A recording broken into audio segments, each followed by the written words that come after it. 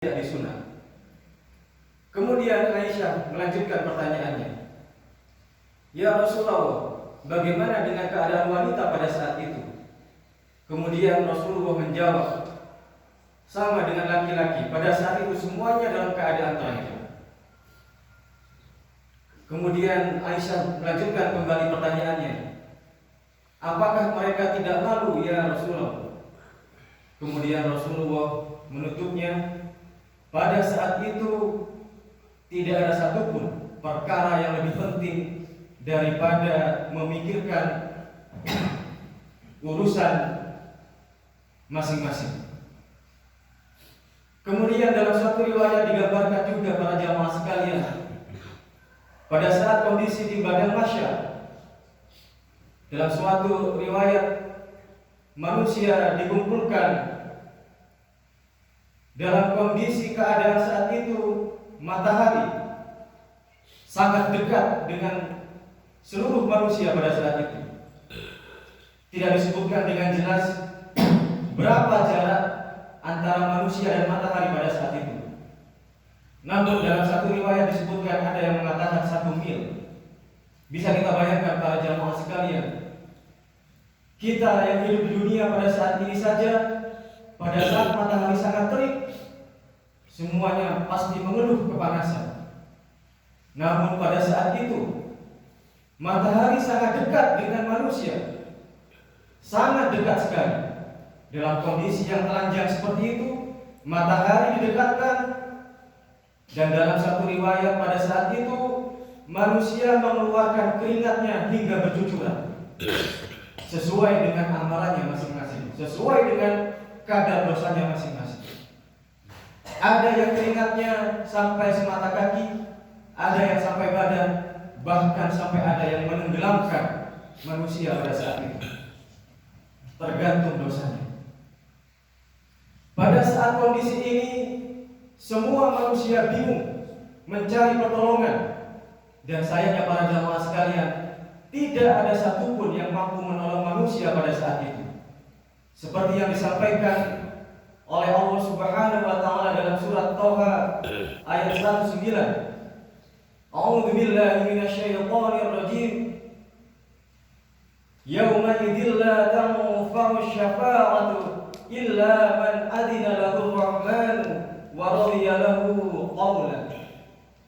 Pada hari itu tidak berguna syafaat atau pertolongan kecuali dari orang-orang yang telah diberi izin oleh Allah Subhanahu wa taala yang Maha Pengasih, dan Dia meridhai perkataan orang yang memberikan pertolongan tersebut. Inilah para jamaah gambaran pada saat itu. Tidak ada satupun orang yang mampu memberikan pertolongan. Dengan kondisi yang sangat panas tersebut, manusia bingung. Tidak ada satupun naungan dari manusia. Tidak ada satupun bangunan-bangunan saat itu yang mampu menaungi manusia. Namun pada saat itu para jamaah sekalian, ada 7 golongan yang mendapat naungan dari Allah Subhanahu wa taala.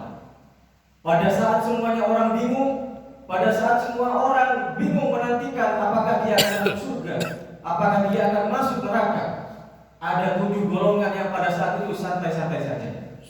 Ada 7 golongan yang saat itu menyaksikan betapa bingungnya orang-orang yang lain.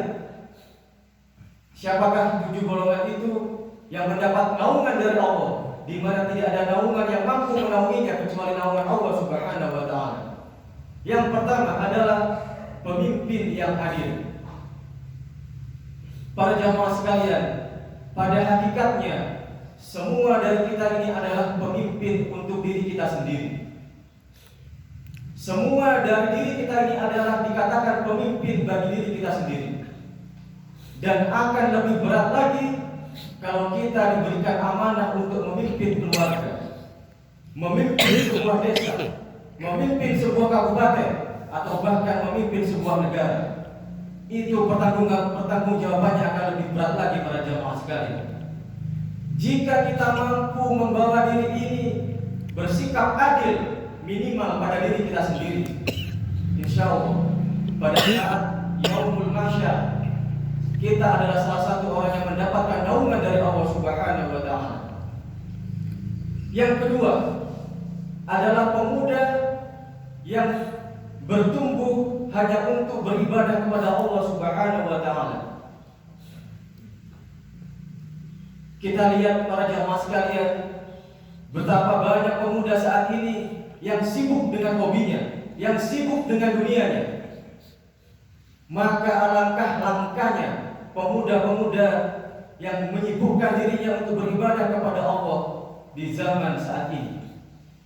Maka inilah kesempatan bagi para pemuda semuanya yang ada di sini. Mari kita jaga keimanan dan ketakwaan kita untuk selalu bertumbuh beriman dan bertakwa kepada Allah Subhanahu wa taala. Insyaallah itu adalah salah satu golongan yang nantinya akan mendapatkan naungan dari Allah Subhanahu wa taala.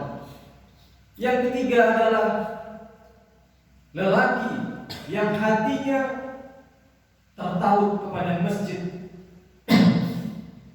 Lelaki ini para jamaah sekalian tidak enak kalau tidak ke masjid. Dia selalu ingin memakmurkan masjid, berjamaah ke masjid. Tidak senang kalau sholat di rumah. Selalu rindu dengan masjid, selalu ingin memakmurkan masjid.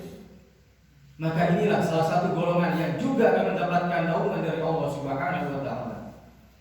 Lalu yang keempat, lelaki atau perempuan yang digoda oleh lawan jenisnya untuk berzina, namun dengan tegas dia mengatakan, sesungguhnya saya takut kepada Allah Subhanahu wa taala. Ini yang pernah terjadi di zaman Nabi Yusuf alaihissalam. Betapa waktu itu Nabi Yusuf alaihissalam digoda oleh Zulaikha. Zulaikha ini menurut riwayat para jamaah sekalian adalah salah satu wanita yang saat itu sangat cantik jelita. Coba seandainya kita digoda seperti Nabi Yusuf alaihissalam, bisa jadi kita akan tergelincir ke dalam lembah kemaksiatan. Tapi kalau kita mampu menahan itu semua, pada saat digoda oleh lawan jenis kita untuk berzina, dan kita mengatakan saya takut kepada Allah, maka itu salah satu golongan yang nantinya akan mendapatkan naungan dari Allah Subhanahu wa taala. Dan yang nomor 5, dua lelaki atau dua perempuan yang hatinya tertaut mengasihi karena Allah, berjumpa karena Allah, dan berpisah karena Allah Subhanahu wa taala. Yang dimaksud di sini adalah kita saling mencintai, kita saling mengasihi, bukan atas dasar yang lain. Bukan karena dia kaya lalu kita mencintai dia, bukan karena dia tampan lalu kita mencintai dia, bukan karena dia punya warisan dan seterusnya. Tapi kita saling mencintai antara satu dengan yang lain karena Allah Subhanahu wa taala. Kemudian yang nomor 6, orang yang menyembunyikan sedekahnya, ibarat tangan kirinya tidak melihat pada saat tangan kanannya berinfak di jalan Allah Subhanahu wa taala. Para jamaah sekalian, inilah pentingnya kita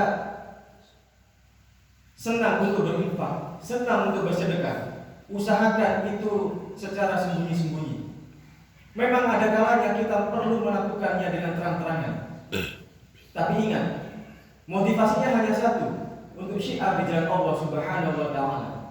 Janganlah sampai kita di sini berinfak, bersedekah dengan cara terang-terangan, tapi tujuannya untuk mendapatkan sanjungan dari manusia yang lain. Dan itulah yang dikatakan riya.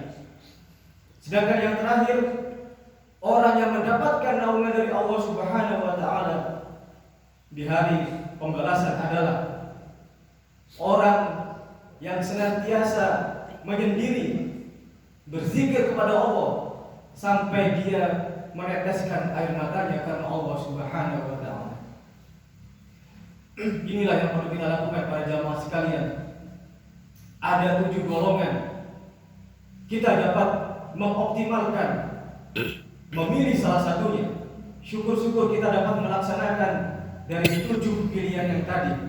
Sehingga jika kita digolongkan dari salah satu 7 golongan ini mendapatkan naungan dari Allah Subhanahu wa taala, insyaallah tempat terakhir kita adalah surga seperti yang dijanjikan oleh Allah Subhanahu wa taala.